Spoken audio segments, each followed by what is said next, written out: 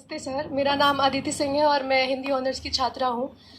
मेरा सवाल आपसे ये है कि अगर आपको भारत का एजुकेशन मिनिस्टर बनने का अवसर मिले तो आप हिंदी को लेकर कौन से नए बदलाव करना चाहेंगे या कौन सी नई पॉलिसीज़ को इंट्रोड्यूस करना चाहेंगे? पहली बात तो ऐसा होगा नहीं, है ना। कोई मुझे क्यों बनाएगा।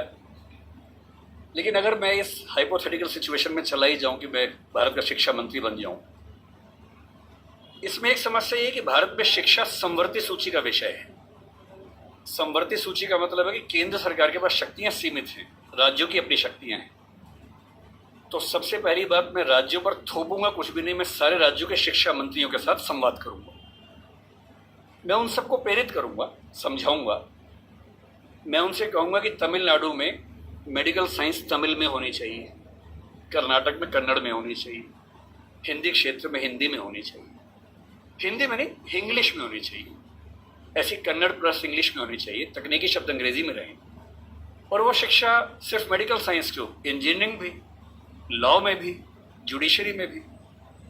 मैं ये भी चाहूँगा कि भारत के हर एग्ज़ाम में, केंद्र के हर एग्ज़ाम में अंग्रेजी और हिंदी का समान महत्व होना चाहिए। और राज्य स्तरीय हर परीक्षा में उस राज्य की राजभाषाओं का सम्मान होना चाहिए। महाराष्ट्र पीसीएस में मराठी की भूमिका अंग्रेजी से कई गुना ज़्यादा होनी ही चाहिए, क्योंकि वहाँ के एसडीएम को, डीएसपी को मराठी लोगों से बातचीत करनी है।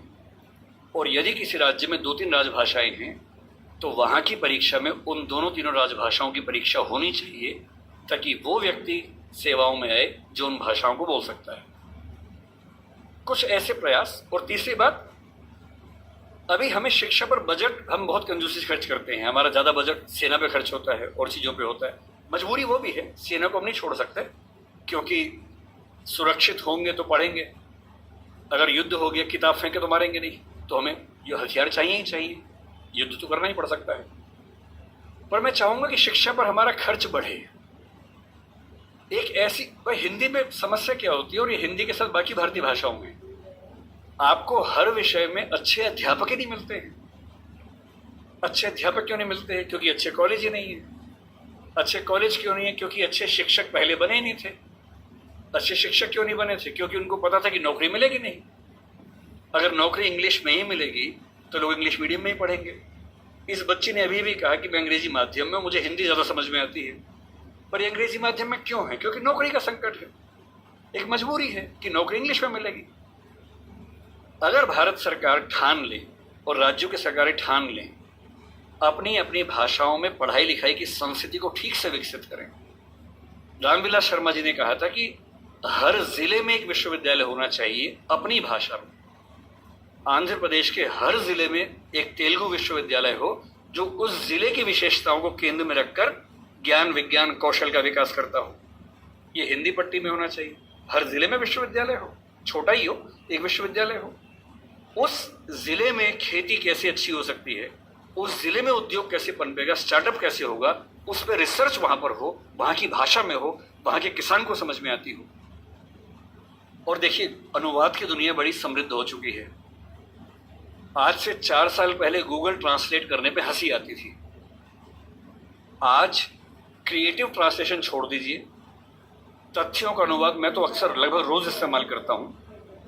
हम जिस संस्था में काम करते हैं, दृष्टि में हमारी राजभाषा हिंदी भी, अंग्रेजी भी है। और मैं सुनिश्चित करता हूं कि हमारी संस्था में जितने भी नोटिफिकेशंस आएंगे, पहले हिंदी में आते हैं, फिर अंग्रेजी में आते हैं। मैं खुद बनाता हूं, दोनों भाषाओं में बनाता हूं। पहले हिंदी में, गूगल ट्रांसलेट पे जाता हूं, 1 सेकंड में अनुवाद हो जाता है। फिर उसको चेक करता हूं।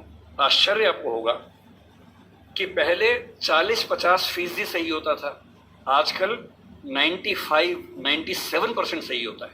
मुश्किल से 2 साल रुक जाइए, ये मामला 100% का होने वाला है। जिस दिन 100% का हो गया, उस दिन हिंदी वालों का ये बहाना खत्म हो जाएगा कि हिंदी में कंटेंट नहीं है। आपको अंग्रेजी का जो अखबार पढ़ना है, आज से 2 साल बाद पता क्या होगा? आप नेट पे जाएंगे, द हिंदू मान लीजिए पढ़ना है आपको, आप द हिंदू पे जाएंगे, नीचे क्या लिखा होगा, कौन सी भाषा में पढ़ेंगे, सारी भाषाओं के नाम होंगे, यहाँ तक कि स्पेनिश और फ्रेंच भी लिखा होगा। आप हिंदी क्लिक करेंगे, पूरा अखबार हिंदी में आएगा आपके सामने। फिर क्या बहाना बचता है? दुनिया की जो भी किताब पढ़नी है, एक टैबलेट आपके पास होगा या बुक रीडर होगा, दुनिया की जो किताब पढ़नी हो अपनी भाषा में आप पढ़ेंगे और अनुवाद की समस्या रत्ती भर नहीं होगी। मुश्किल से 5 से 10 साल के बाद ऐसी डिवाइसेस आ जाएंगी, ईयरफोन लगा होगा आपके कान में, आप जैसे मैं भी जब विदेश में जाता हूँ, जहाँ अंग्रेजी चलती है वहाँ दिक्कत नहीं आती। अब जैसे मान लीजिए मैं ऑशविट्स, एक आपने सुना होगा जहाँ नाजी अत्याचार हुए थे, मैं 2 दिन पहले पोलैंड में वहीं गया हुआ था, वहाँ हर चीज़ पोलिश भाषा में लिखी हुई थी, कहीं कहीं अंग्रेजी थी। अब समझ में नहीं आ रहा कैसे पढ़ूं।